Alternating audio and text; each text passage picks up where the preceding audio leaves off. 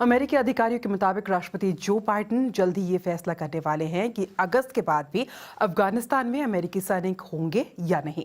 Joe Biden पर उनके सहयोगी नेटो देशों का दबाव इस बात के लिए बढ़ रहा है कि अगस्त के बाद भी अफगानिस्तान में अमेरिकी सैनिक मौजूद रहे, ताकि ज्यादा से ज्यादा अफगान नागरिकों को अमेरिकी सैनिकों की मौजूदगी में देश से सुरक्षित निकाला जा सके। तालिबान के डर से कई लोग एयरपोर्ट के बाहर लाइन लगाकर खड़े हैं ताकि वो अफगानिस्तान से निकल सके। वहीं तालिबान ने चेतावनी दी है कि अगर अमेरिका अपने सैनिक अगस्त के बाद भी अफगानिस्तान में रखता है तो उसे उसके गंभीर परिणाम भुगतने होंगे। आज शाम शुरू हुई G7 देशों की वर्चुअल मीटिंग में यही मुद्दा बातचीत के केंद्र में भी रहा। अमेरिका पर दबाव है कि वो ज्यादा से ज्यादा अफगान नागरिकों को देश से निकालने में मदद करे। देखिए ये रिपोर्ट। सारी तैयारी हो चुकी है। अब ये सैनिक काबुल जाने को तैयार हैं, ताकि जरूरत पड़ने पर वहां से लोगों को सुरक्षित निकाला जा सके। रक्षा मंत्री का कहना है कि ये वक्त के खिलाफ लड़ाई है।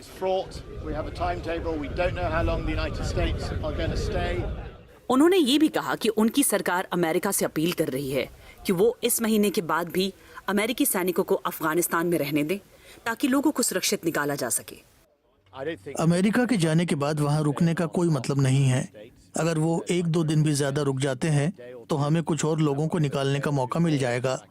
हमें कुछ हफ्ते नहीं तो कुछ घंटे और मिल जाएं और हम हर मिनट का इस्तेमाल करेंगे लोगों को वहां से बाहर निकालने के लिए।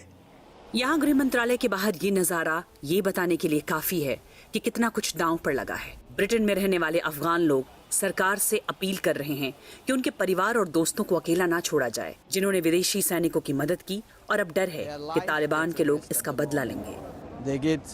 उनकी जिंदगी खतरे में है, किसी भी वक्त उनकी जान जा सकती है, इसलिए हम परिवार के लिए लड़ाई लड़ रहे हैं। जब पिछली बार G7 देशों के नेता कॉर्नवॉल में मिले तो उनके चेहरों पर मुस्कुराहट थी, पर इस बार की वर्चुअल मीटिंग में मामला थोड़ा अलग है। कल रात ही ब्रिटिश प्रधानमंत्री बोरिस जॉनसन ने अमेरिकी राष्ट्रपति से राहत बचाव को लेकर बात की। अफगानिस्तान से अमेरिकी सेना के निकलने को लेकर वो थोड़ा और वक्त मांगने की कोशिश कर रहे हैं। हालांकि तालिबान इसे लेकर चेतावनी दे चुका है। कुछ लोग ये भी चेतावनी दे रहे हैं कि वहां से लोगों को निकालने की कोशिश में कहीं हिंसा ना हो। लोगों को एयरपोर्ट से बाहर निकालने के लिए हमें एयरपोर्ट छोड़कर तालिबान से लड़ने को तैयार रहना होगा, लेकिन मुझे ये सही नहीं लगता। और अगर तालिबान हमारे प्लेन को एयरपोर्ट पर उतरने ही नहीं देता तो एक मिसाइल या मोर्टार या मशीन गन का फायर सारे बचाव कार्य को रोक देगा। मंत्रियों का कहना है कि लोगों को सुरक्षित निकालने की कोशिश तेज हो गई है। पिछले 10 दिनों में 6,500 से ज्यादा लोगों को अफगानिस्तान से लाया गया है, पर ब्रिटेन कहता है कि वो अमेरिका पर इस बात के लिए निर्भर है। बोरिस जॉनसन की इस कूटनीतिक पहल के अलावा ब्रिटेन के पास कोई रास्ता नहीं है और इस तरह से कई लोग वहीं रह जाएंगे। विपक्षी लेबर पार्टी इसे लेकर सरकार पर इल्जाम लगा रही है। इसका कोई प्रमाण नहीं है कि सरकार ने वहां से वापसी की योजना को लेकर कुछ किया है, जबकि 18 महीने से इसकी योजना बन रही थी। अब G7 को अगुवाई के लिए आगे आना चाहिए, जो उन्होंने हाल के दिनों में नहीं किया। ब्रिटिश सरकार का कहना है कि अगर लोगों को निकालने का काम रुक भी गया तो पड़ोसी देशों के रास्ते वो बाहर निकल सकते हैं, पर इस राह में मुश्किलें हजार हैं। और इस बीच काबुल एयरपोर्ट के बाहर क्या हाल है, बता रहे हैं BBC संवाददाता सिकंदर किरमानी।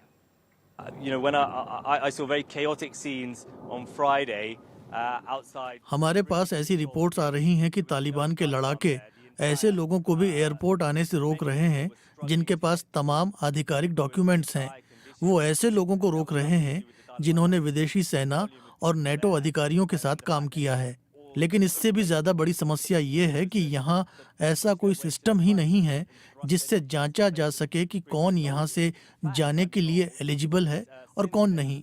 इस वजह से यहाँ भारी भीड़ जमा है।